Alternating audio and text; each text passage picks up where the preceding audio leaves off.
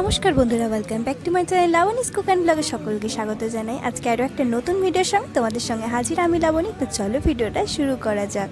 তো আমি যাচ্ছি শিয়ালদা থেকে হলো বাড়ি, আমাদের বাড়ি হলো মুর্শিদাবাদ। তো মুর্শিদাবাদ ভ্রমণের কিছু অংশ তোমাদের সাথে আজকের ভিডিওতে শেয়ার করব। তো ভিডিওটা অনেক দিন আগেই করা হয়েছিল, নভেম্বর মাসে যখন আমি লাস্ট গিয়েছিলাম বাড়িতে, তখন ভিডিওটা করা হয়েছিল। তখন অতটা ঠান্ডাও ছিল না। তো গতকাল রাত্রে আমরা বাড়ি পৌঁছেছিলাম, তারপরে আমরা পরের দিন সকালবেলায় বেরিয়ে পড়েছি। আমাদের ফ্যামিলি আর কি বলতে পারো, আমরা সবাই মিলে আর কি বেরিয়ে পড়েছি। আর একটা দিদি আসবে আমাদের সাথে, তো ওরা একটু পরে আসছে বলল। আমরা প্রথমে এখন যাচ্ছি হলো কাটরা মসজিদের দিকে। তো একটা টোটো নিয়েই আমরা পৌঁছে যাচ্ছি, কারণ আমাদের এখানে টোটো ভাড়া করলেই পৌঁছে দেবে তোমাকে। এছাড়াও তোমরা কিন্তু অটো ভাড়া করেও পৌঁছে যেতে পারো। তো কাটরা মসজিদ একটু অন্য সাইডে হয়, আর হাজারদুয়ারিটা একটু অন্য সাইডে হয়। তো হাজারদুয়ারি আমরা আজকে যাব না, এখন নভেম্বর চলছে, তো এখন সিজন শুরু হচ্ছে। ডিসেম্বর জানুয়ারিতে তো আরও ভোরে ভোরে ভিড় হয়ে যাবে। তো এখনও না ওই হাজারদুয়ারির যেটা মেন ফিল্ড, সেটা হাজারদুয়ারির ভেতরে ঢুকতে গেলে আগে মিউজিয়ামে দেখার জন্য আগে টাকা লাগতো, এখন ফিল্ডে যেতে গেলেও পয়সা লাগে, মানে টিকিট না কেটে যাওয়া যায় না। আর প্রচণ্ড পরিমাণে ভিড় ছিল, টিকিটের লাইন, সেই জন্য আমরা আর হাজারদুয়ারির সামনেটাতেও যেতে পারিনি। তো আজকে আমরা শুধু ঘুরবো কাটরা মসজিদ, তারপরে যাব হলো কাঠগোলাপ বাগান, তারপরে যাব আমরা মতিঝিল। তো চলো তোমরাও আমার সাথে ঘুরতে থাকো।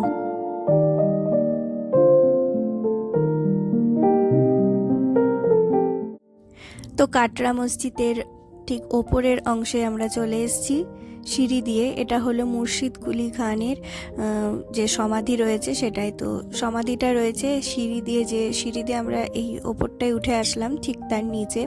তো সমাধিটা আমরা পরে দেখাচ্ছি তোমাদের। তো তার আগে এই যে পুরো চারিদিকটা এরকম গম্বুজের মতো করা আছে। তো এখানে নাকি মসজিদ ছিল আগে, আর এইগুলো যেন এরকম গম্বুজ ছিল, কিন্তু একই রকম এই যে দুই সাইডে যেরকম গম্বুজ দেখা যাচ্ছে, তো এখানেও ছিল, কিন্তু গম্বুজগুলো ভেঙে গিয়েছে।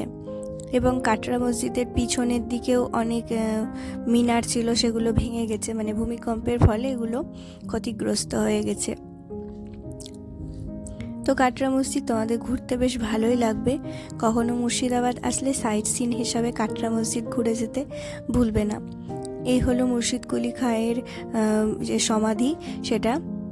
তো মুসলিম ধর্ম মতে আর কি সিঁড়ির ঠিক নিচে আর কি যে খবর, মানে মৃত্যুর পরে যে খবর দেওয়া হয় সেটা আর কি ঠিক সিঁড়ির নিচে দেওয়া হতো। এতদিনে কি আর থাকে, এতদিনে মিশে গিয়েছে মাটির সাথে।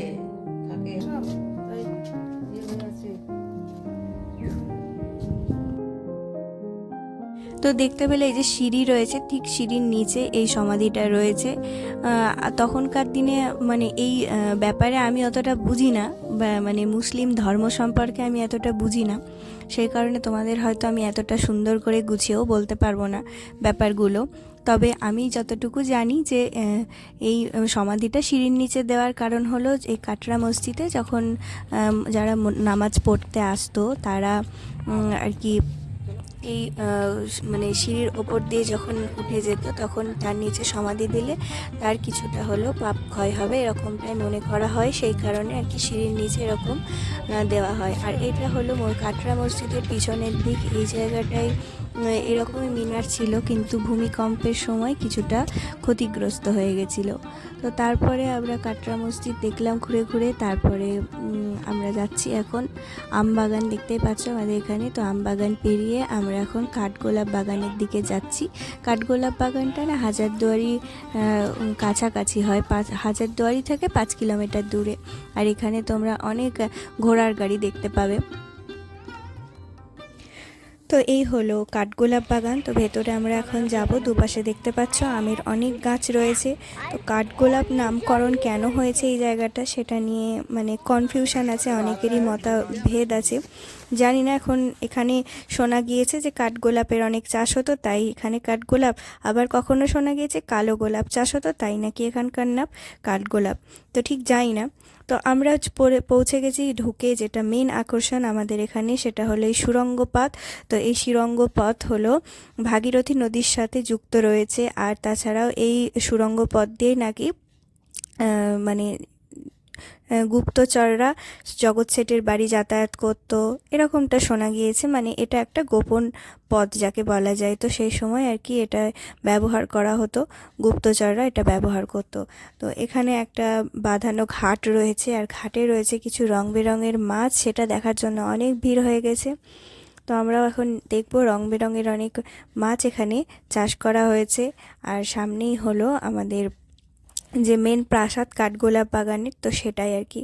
এখানে লক্ষ্মীপদ সিং দুগার আর কি এই জায়গাটা তৈরি করেছিলেন, এই কাঠগোলাপ বাগানটা আর কি স্থাপন করেছিল। তো সেটা নিয়ে আর কি মতভেদ আর রয়েছে, সঠিক জানা নেই যে কে তৈরি করেছিল আর কি। তো তারপরে এর ভেতরে আমরা যাব। এর মানে যে প্রাসাদটা তোমরা দেখতে পাচ্ছ কাঠগোলাপ প্যালেস যেটা, তো তার ভেতরে অনেক কিছু আর কি জিনিস রাখা রয়েছে।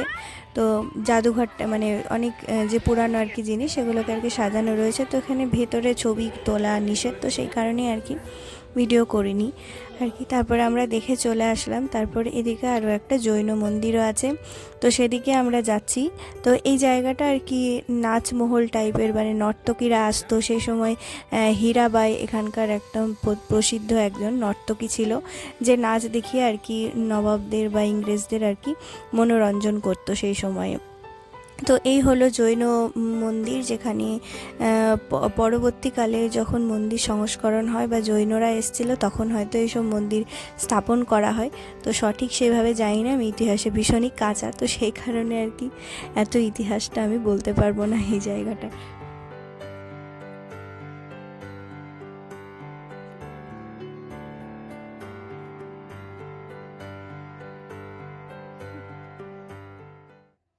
তো এদিকে একটা রয়েছে চিড়িয়াখানা। এটা যখন অনেক বছর আগে, আমি যখন খুব ছোট ছিলাম তখন কিন্তু এই চিড়িয়াখানাটা দেখিনি, ইদানিং হয়তো তৈরি হয়েছে এটা। তো এখানে অনেক রকমের পাখি দেখতে পাবে তোমরা, তারপরে মাছ আর কি, ভালোই লাগবে বাচ্চাদের এটা দেখতে।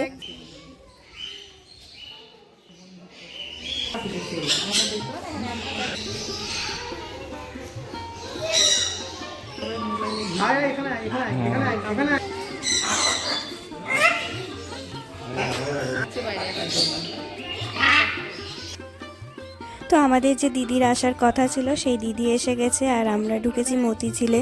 ওরা অন্যান্য জায়গা যায়নি, ওরা ডাইরেক্ট মতিঝিলে এসছে। ওরা ভাগীরথী নদীর ওপারে থাকে, তো ওরা চলে এসছে আমাদের সাথে মতিঝিল পার্কে ঘুরতে শুরু করেছে। আর মতিঝিল পার্কটা না অনেক বড় একটা এরিয়া, কয়েক একর জমি নিয়ে একটা এরিয়া। আর মুর্শিদাবাদের দুটো কিন্তু মতিঝিল পার্ক রয়েছে। এই মতিঝিল পার্কটা নতুন করা হয়েছে, আর আগে একটা ওল্ড মতিঝিল পার্ক ছিল, যেখানে আগে কিন্তু পিকনিক স্পট হিসাবেই আর কি ব্যবহার করা হতো। আর এটাতে তো সারা বছরই ট্যুরিস্ট আসতে থাকে, আর খুব সুন্দর করে কিন্তু ভেতরটা মেনটেনও করে রাখে।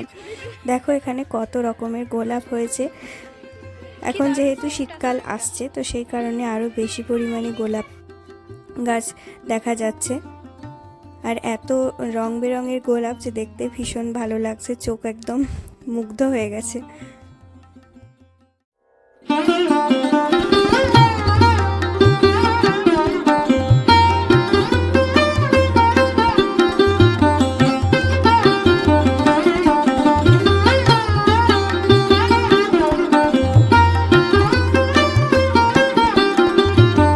তো এখানে বাচ্চাদের খেলার কিন্তু বিভিন্ন রকম জায়গা আছে, বিভিন্ন রকম অ্যাক্টিভিটিস রয়েছে।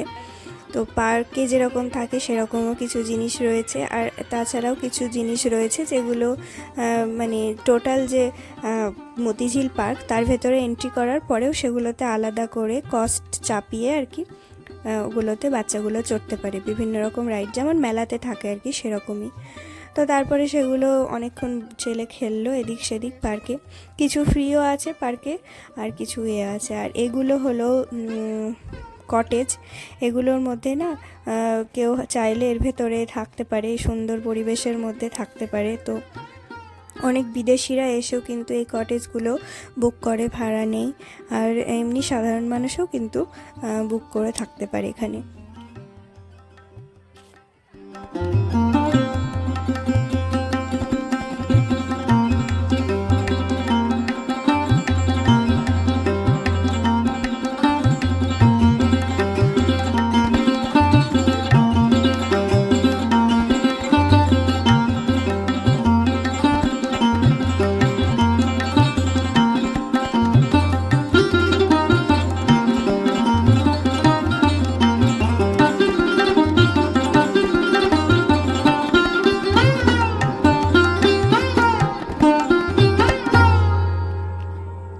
তো এটা এটা হলো ঝিল, মানে অশ্বক্ষুরাকৃতিভাবে আর কি তৈরি করা হয়েছে, ইউ আকৃতির মতো করে। তো এইটার নামেই, এই ঝিলটার নামেই আর কি মতিঝিল নামকরণ হয়েছে। আগে নাকি মতি চাষ হতো, এটাও শোনা গেছে। তো মানে মানুষের মুখে অনেক কিছু শোনা কথা, তো জানি না আদৌ কোনটা সত্যি আর কোনটা মিথ্যে। তো যাই হোক, চলো এখন প্রায় বেলা গড়িয়ে এসছে, আমরা আরও কিছুক্ষণ থাকবো এক জায়গায় বসে অনেকক্ষণ গল্প করছিলাম, কারণ এটা এত বড় এরিয়া, হাঁটতে হাঁটতে পা ব্যথা হয়ে যায়। তারপর অনেকক্ষণ বসে টসেছিলাম, একসাথে গল্প করলাম। এটা মতিঝিলের একেবারে শেষ দিক, এরপরে আর নেই। তো এখানে দেখতে পাচ্ছ, এখানে এরকম স্ট্যাচুর মতো সব করা রয়েছে। এগুলো ওই যে যখন পলাশির যুদ্ধের আগে ষড়যন্ত্র হয়েছিল, ঘসিটি বেগম যুক্ত ছিল, সেই সব আর কি, এখানে ব্রিটিশদের সঙ্গে বসে বসে যে চুক্তি হচ্ছিল সেই সব আর কি এখানে করা আছে। এখানে পলাশির যুদ্ধে যাওয়ার যে যুদ্ধে যাওয়ার সময় যে প্রস্তুতি নিয়ে যেরকম যাচ্ছিল সেই আর কি, এগুলো আর কি এখানে করা রয়েছে। তো এটা দেখতে বেশ ভালোই লাগে। একদম এটা শেষের দিক, তারপরে আবার তারপর এই জায়গাটা একটু অন্ধকার হয়ে যাবে, তারপর এখানে লাইট অ্যান্ড সাউন্ড শো শুরু হয়, মানে পলাশির যুদ্ধ কিভাবে হয়েছিল সেটা আর কি বর্ণনা করা হয়। তো এখনও অন্ধকার হয়নি, আর আমরাও এতক্ষণে আর কি বেরিয়ে যাব। ওই দিদিরা থাকতে চাইছে না, বাড়ি গিয়েও তো অনেকের কাজই আছে। তো এই জায়গাটায় হয় ওয়াটার ড্যান্সিং, মানে জলের, মানে গানের তালে তালে ওয়াটার ডান্স করে এটাই। তো ভিডিওটা আমি এখানেই শেষ করছি, দেখা হচ্ছে নেক্সট ভিডিওতে। ততক্ষণ সবাই ভালো থেকো, সুস্থ থেকো,